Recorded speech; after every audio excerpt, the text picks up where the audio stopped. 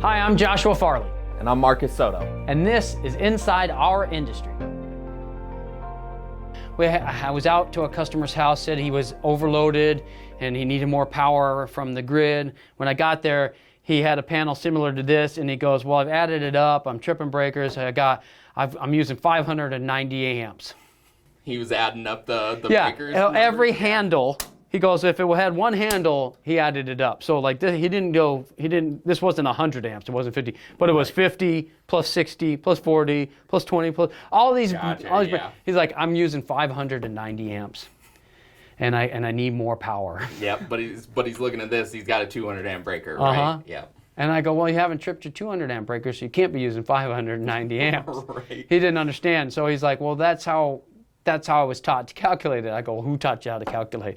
He's like, oh, I had a neighbor who was an electrician. So there's a lot of people out there that claim to be electricians. You guys know. You've heard the stories. You've probably experienced it. So that's just not how it works. So you get 200 amp service. You have a 200 amp bus. You're not coming anywhere close to that. No. And that's, all those engineering, the load calculations that we do are based off of standard usage, right? So your air conditioner, like all of these have been rated typically for 125%. On a branch circuit, each one of these is a branch circuit. You're not even coming close to that because the NEC protects you, right? So it protects you from overloading each one of these circuits. The only ones that we really worry about most of the time are continuous load. So on a continuous load for let's say a single pole 20 amp breaker can be no higher than 16 amps. So when we're talking about circuits, continuous load circuits are lighting. In Arizona, a lot of times it's air conditioning, even though it's not a continuous, but it's always on. So things that are always on, generally speaking, lighting or equipment that's always moving, those are continuous loads. So those continuous loads, we want to make sure we don't go over 80% of what the rating is on the breaker, right? We're not exceeding 80% of that max. We want to rate that overcurrent protection device at 125%. Right. Of what we're actually using, right? So because it's a constant draw. Yeah. So on a single pole 20 amp breaker, the continuous load max is 16 amps. Right. Yeah. Correct. So, but most of these, like let's just say a 20 amp breaker, that's probably single pole 20 amps, probably in your kitchen. Mm-hmm. It's gonna be for your outlets in your kitchen, and how many times do you use those outlets in your kitchen? When was the last time I used a magic bullet? Yeah, I use my Keurig. Keurig, coffee pot. Like those aren't continuous. Those are this and that. And typically, when they do their calculations, we're not using that and the washer and the air conditioner and the pool and the spa and all the things combined. We're not using it all at the same time. No, absolutely. So these things are coming on intermittently, not exceeding anywhere near this, right? So these are being drawn at separate times. Mm-hmm. Just because it's on doesn't mean it's being pulled. Yep. Right? So equipment, like when your breaker to your AC is on, you're not using any power, minimal power requirements just to have the board, right? The circuit board in there And I've actually done this at my house where I turned everything on and plugged a bunch of stuff in and like 95 amps. Right. Everything was running. Everything. On a 200 amp breaker. On a 200 amp breaker. Right. So those things are engineered to be protecting, right? So that's like all of this stuff. You don't just take the breaker and add them up. This doesn't mean you have 200, only limited to 200 amps. That's 200 amps on each leg. Yeah, that's 200 amps at 240 volt. Right. Yeah. So just like this 50 amp, like each one of these legs is going to be pulling amperage, like these need to be balanced loads typically. But so also when I got to his house, he had some trip breakers. So he had a problem, but it wasn't because he was overloaded. Right now, you've got these 4 breakers are tripped. They're not in the on position and they're not in the off position. They're in a trip position. So what that means is you can't get to a trip position from off. You can only get to a trip position from on.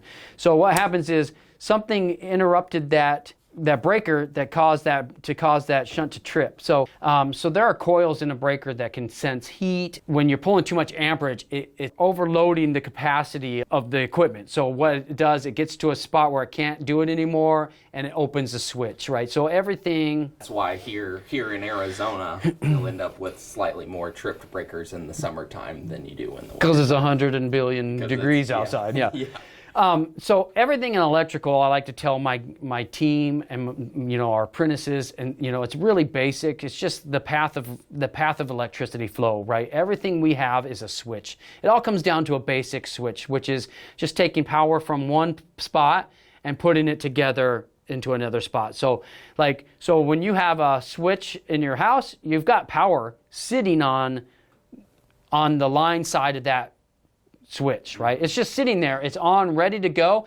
The minute you flip the switch on, it connects to the load side. So you have your line coming in and your load going out. So once you turn that switch, it kind of just goes, it just makes that connection, right? So even an outlet. So an outlet, you have an outlet sitting in the wall, it's waiting. It's just got power, it's waiting for you to plug something in. And so once that plug hits there, it's like a switch. It's just connecting that power.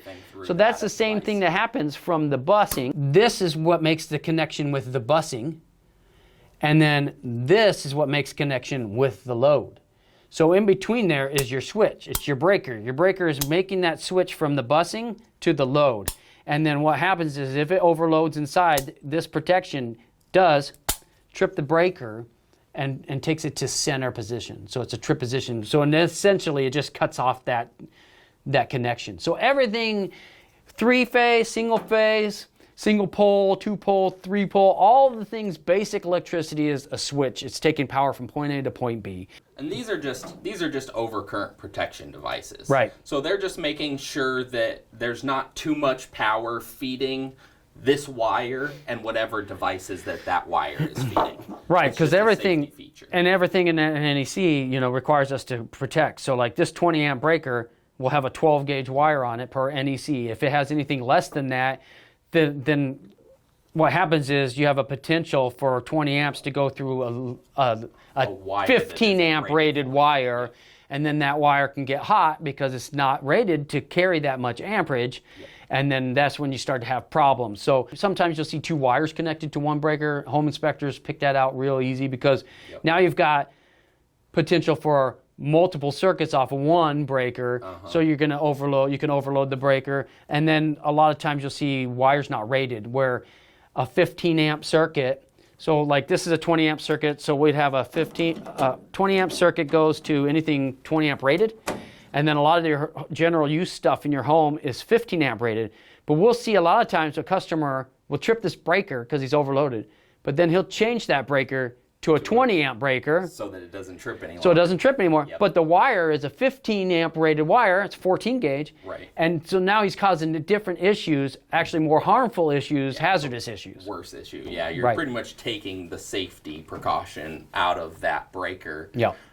That's supposed to be protecting that wire and the devices downstream from that wire, and you're potentially causing some problems. Right. Definitely. Here's how you reset a trip breaker. We'll start with this bottom one. To reset a trip breaker, you got to turn it off first. Otherwise, you see this one above it's tripped. You can't turn it on. It just won't go to them. So you got to turn them off first. So once you turn them off, you can turn them back on, and that solves the trip.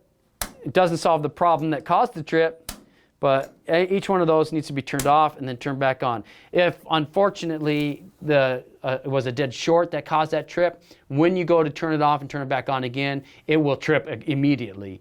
If it was something that turned on at a specific time that caused that breaker to trip, if the time runs around, if it's still on time, when you turn it back on, when it gets back to that, it's usually some kind of heating element, right? Someone using a blow dry or... Oh yeah, it definitely could be something that pulls too much amperage or dead short. Like if there's a problem in a piece of equipment and you go back to use it, then it'll trip again, and then you can start the process of eliminate. Yeah, so I actually had that one happen was every time this customer plugged in their vacuum and went to use their vacuum, that it would trip the breaker. And they thought that the breaker had an issue or something, but it was actually in the equipment. It was in the vacuum. Something had shorted inside the vacuum. They thought they didn't have enough power. They thought they didn't have enough power, yeah. Right. But.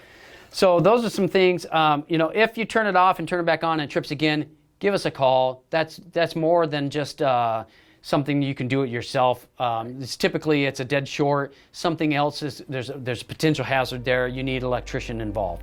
Other than that, hope this video helps you guys.